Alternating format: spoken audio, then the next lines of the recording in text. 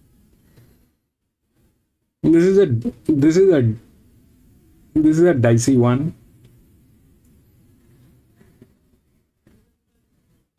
There is no clear answer on anything. So the 11 is a low pressure horse, okay?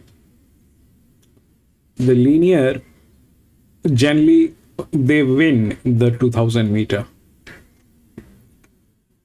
But here, this one is not in a shape to do that. It's probably not in a shape. The one which is in a shape, the thing is kind of difficult. The one which is the favorite is a low pressure.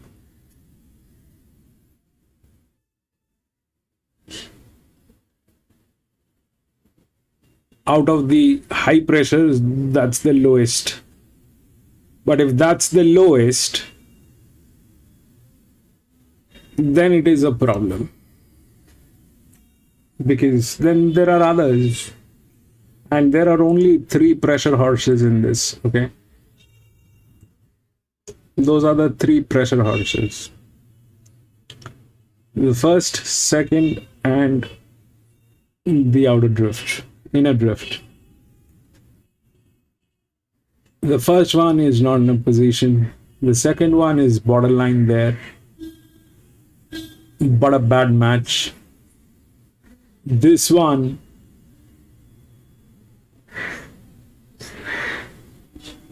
is somewhere there.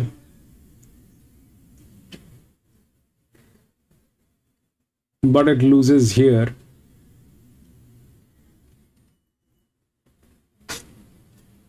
So that's that part of the story. These are probably not in a winning position. And then where the strength is, that is a 7-year-old gelding, which is a challenger. And it is here where they fail from. Still okay.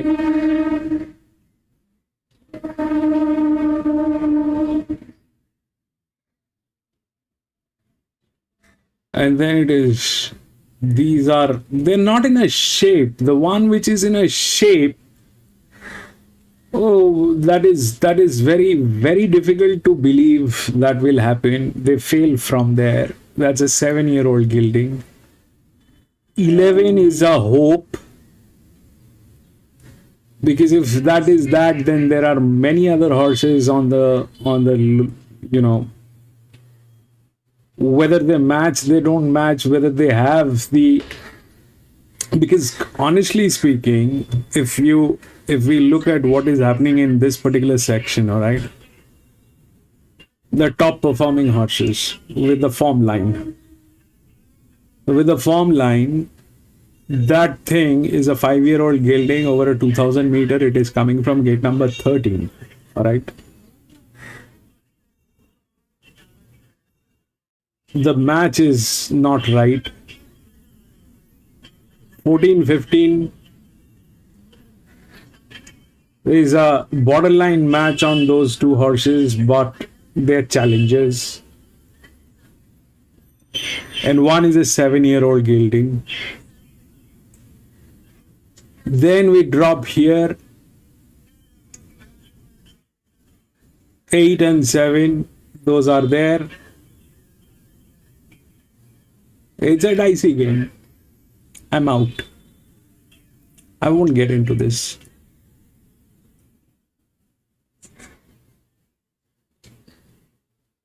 There's no clarity on this one. So, firstly, it is like, the 5-year-old, 6-year-old, 7-year-old, 8-year-old racing.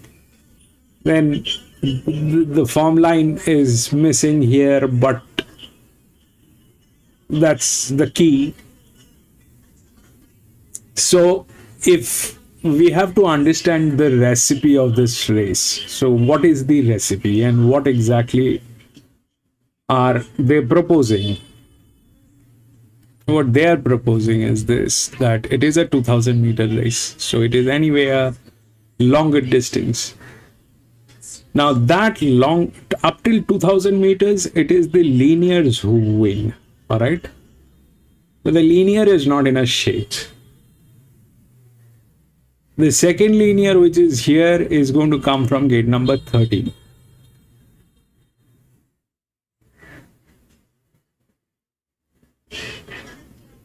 So that is anyway dicey. The favorite is from an inner gate with a low pressure.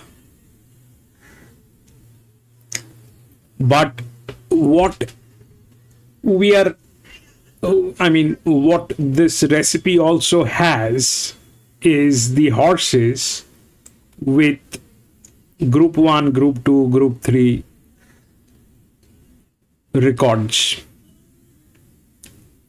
And accidentally or intentionally, none of the horses that are within the odds have ever gotten through with any of the group races. The 11 tried, did not get through. 8 has a few ones. 7, nothing. 10, nothing. So now how this can backfire? We think that that is the low pressure, okay?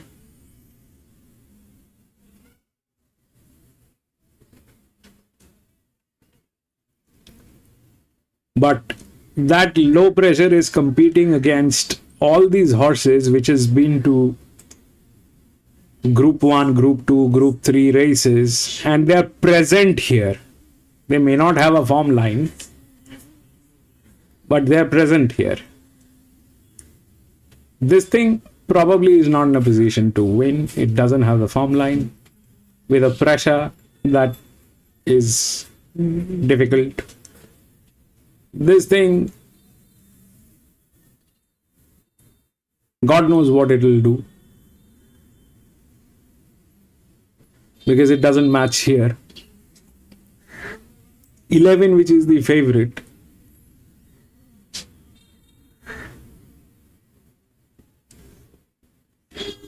is trying to negotiate with all of them. They are like, fact of the story is that you're dealing with these horses which has been to group 1, group 2, group 3 races. They do not have the form line, but they're present in this race. It's a 2000 meter. The 11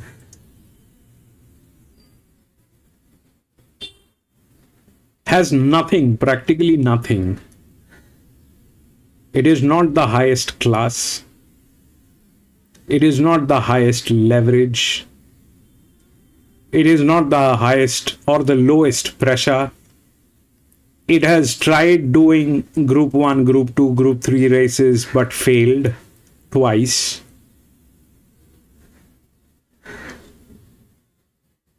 And it is like that.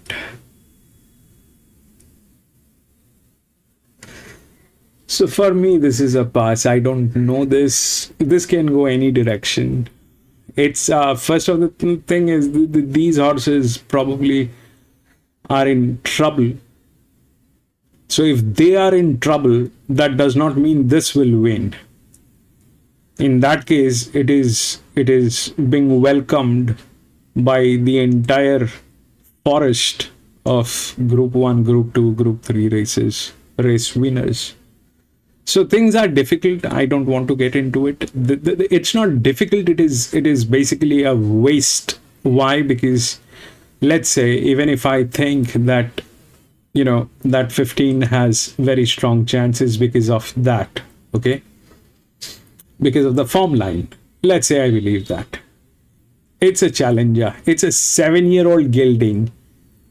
What kind of a nerve do I need to have? I don't have the nerves like PC. I do not have, I can't do all those things. Even though I have, the numbers are there, but 2000 meter with a 7-year-old gelding? No.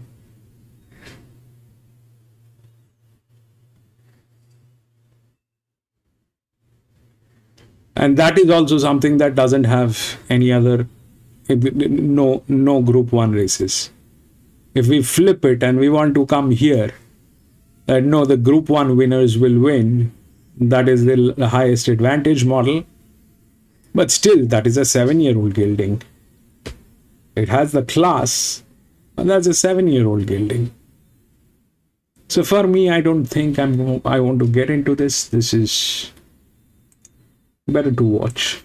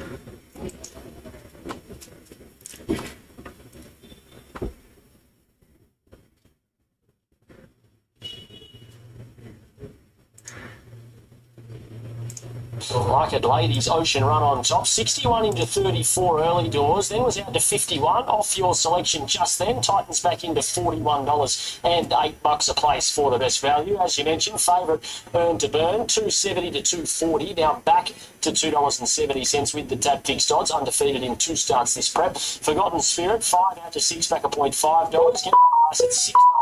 And Isty Star is 6 out to $7.50. Not a whole lot of money for the others as they load up. Best of luck for those following. Joyce in at the big $41 on Ladies Ocean Run. They're loading nicely, and we take the trackside to David Fowler. First at the trebles, second at the quaddie at Eden Farm.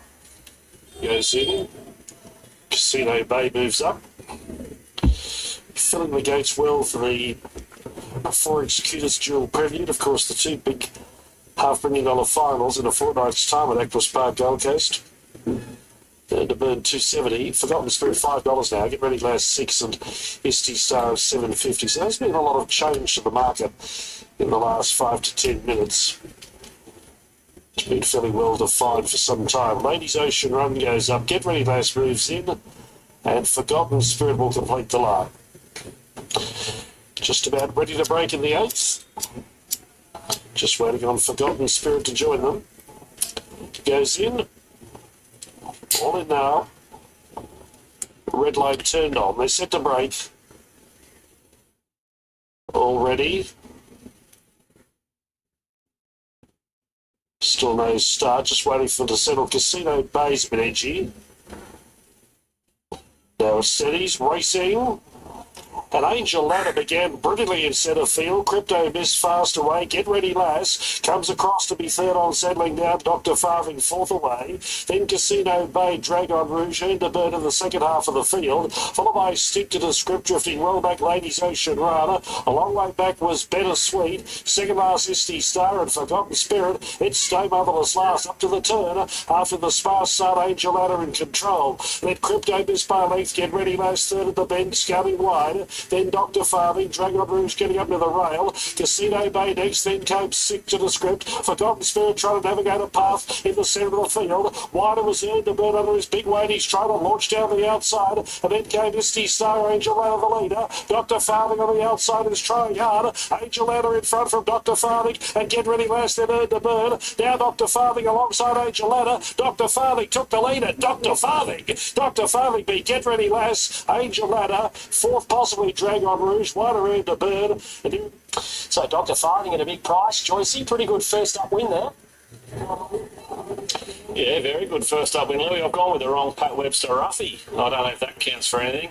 $21, $31, whatever it was there on the toes. But yeah, first up from a spell, only had the 2 starts. And look, the thought process was right. These 3-year-olds, they don't have to have done much to win these sort of races. They can jump out of anywhere, and that's what Dr. Farthing's done first up off a spell, and managed to hold off. Get Ready Lash, she's weighted to her best, and number 11 is at Angel Ladder, another one that's improved sharply in the third. So those sort of races, Louis, you can find that value. You just got to go wide. Spot 13 to 11. Full divvies on screen to the 8th from Eagle Farm. Newcastle race 7. It's next. Black store, dust, and for the kids on the block shooting at the crooked cops. Deliver more.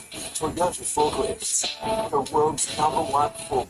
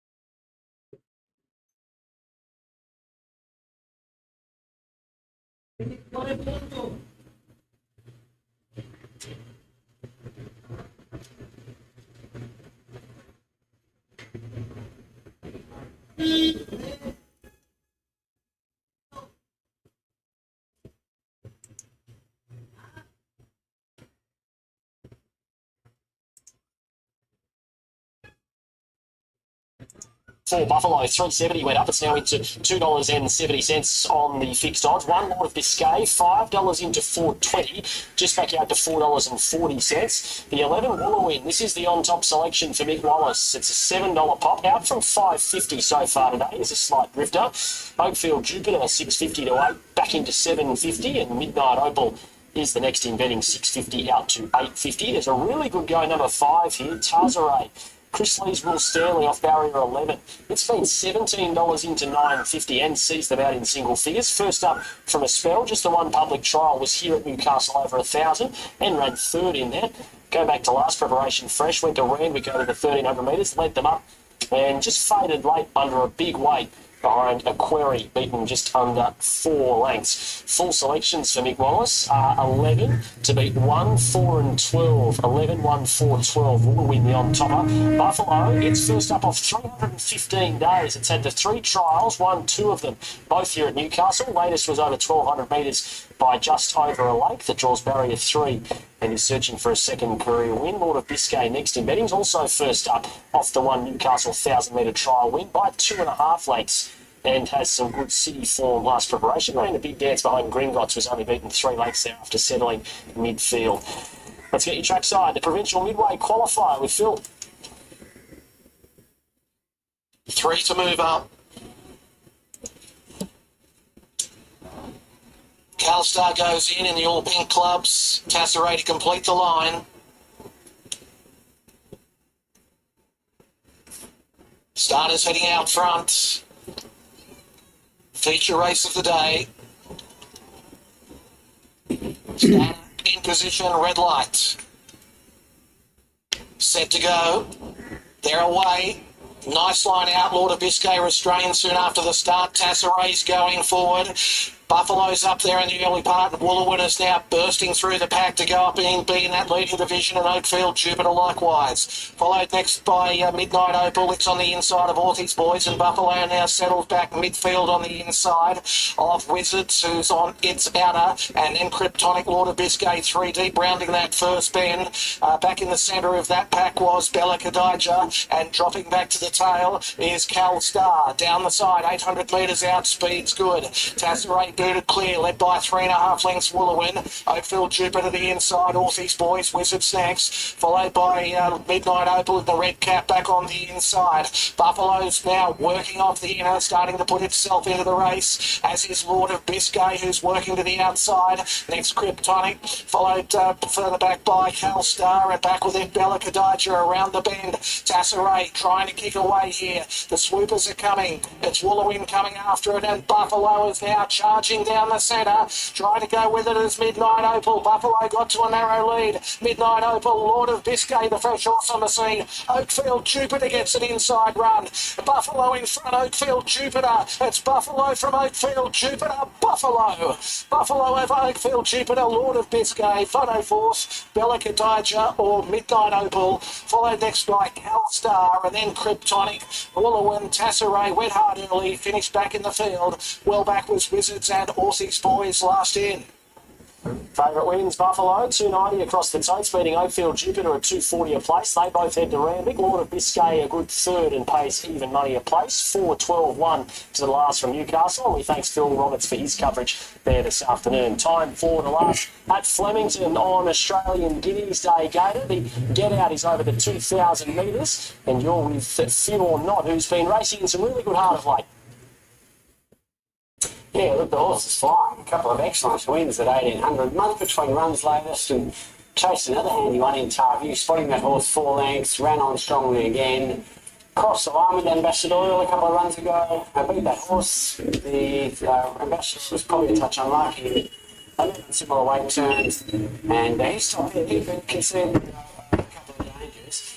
Obviously, Ambassador was one of those for those reasons in line. And it was a good solid win latest in the race. He sort of had to win, but he was right defending it privately. Extra Rush didn't have much pace last night. It was a good effort to beat single choice. And that horse went to a Group 2 last week, and Caulfield won really well. So I could see what they're thinking there. And Sunsets, I gave a hope to last time. I was a bit underwhelmed, but he was only third up. 7, 10, 11, 8. Let's see the thoughts of the tab market. Ambassadorial favourite, but there's not much in it. $3.30 into $3.20 originally, now just down to $3.40. You're on top again if you're not. $3.90 into $3.70 late, now $3.60 in fact. This is the shortest it's been all throughout betting. Extra Rush is drifting, $4.40 out to $5.50. And Sunsets is $8 out to $9, back into $8. Little Nibble Gator for 14, politely done, been 12 into 11. It's had the 4 weeks between runs since a 5th at Sandown latest. Yeah, I have him a lot of hope in that race. He went quite well. I think the key here, probably back to the 2,000 metres with no weight here. He does look dangerous. Politely done at $10 chance now. Georgie Get Mad, 16 into 14, tightens up as well. And then my brother's keeper, 19 to 21, back into $18 for this last Gator. A quick look as they load on your thoughts, especially on some races out of Sydney this afternoon. We saw Autumn Glow go 10 for 10, undefeated, but Aliana a massive running defeat as well.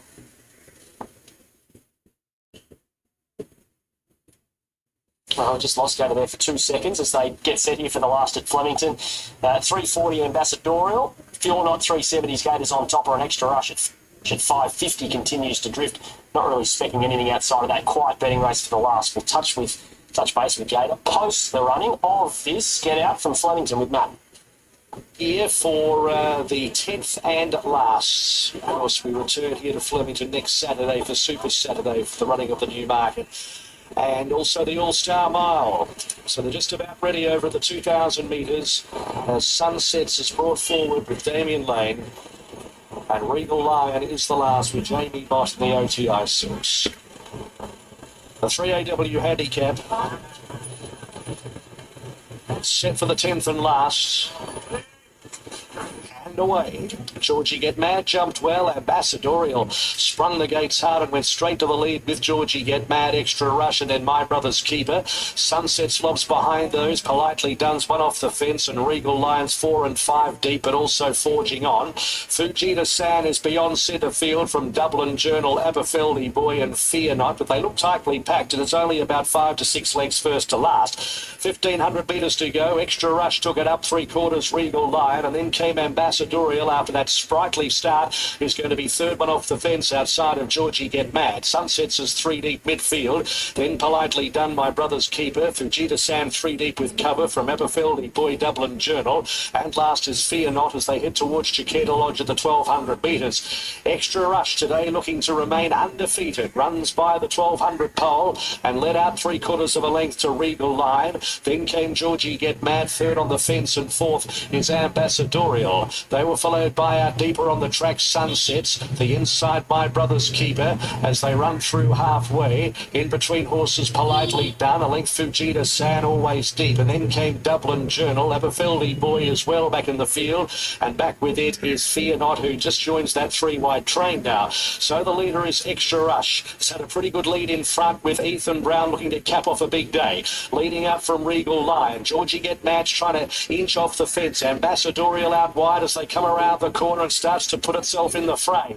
Then came Politely Done, next My Brother's Keeper. To the outside Sunsets Fujita San, Fear Not's going to be the widest. Extra Rush joined by Ambassadorial, 350 metres to go, and the favourite strikes the front early in the straight. Ambassadorial draws a half. Extra Rush, then Politely Done, Fujita San right down the outside. Ambassadorial, 150 metres to go, led by over a length Fujita San. Extra Rush, Ambassadorial going strongly. Ambassadorial won the last half. Fujita San 11-2.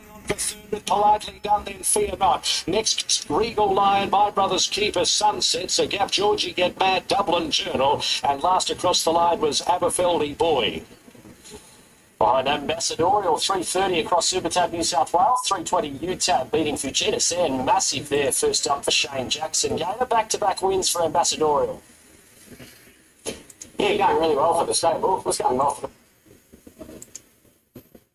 So 11. Then this one.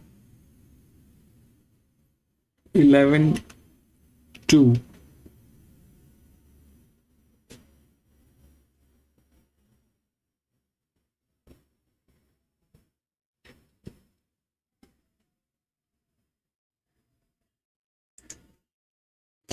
Anyway, that is it. That is it, ladies and gentlemen. We had 10 races today here at Flemington. That was the last one. But I'm going to be racing back again on Wednesday. So if you have a little time, please come and join me. We will race together, do a little chit chat and try to have some fun. We will also try to decode what is happening with the races. And thank you so much for being there. I want to thank everybody who's been watching this stream from anywhere in the world. Thank you so much for being there, my friend. And Judd, thank you so much for being there, my friend. Dowes, thank you so much for being there, my friend. Lewis, thank you so much for being there, my friend. John, thank you so much for being there, my friend. PC, I know you're gone, but thank you so much, my friend, for being there. Lightning, thank you so much for being there, my friend.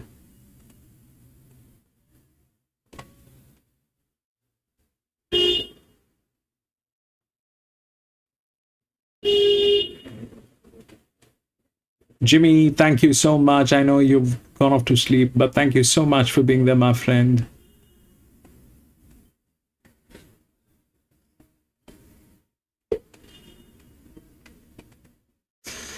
Thank you, gentlemen. I'll see you on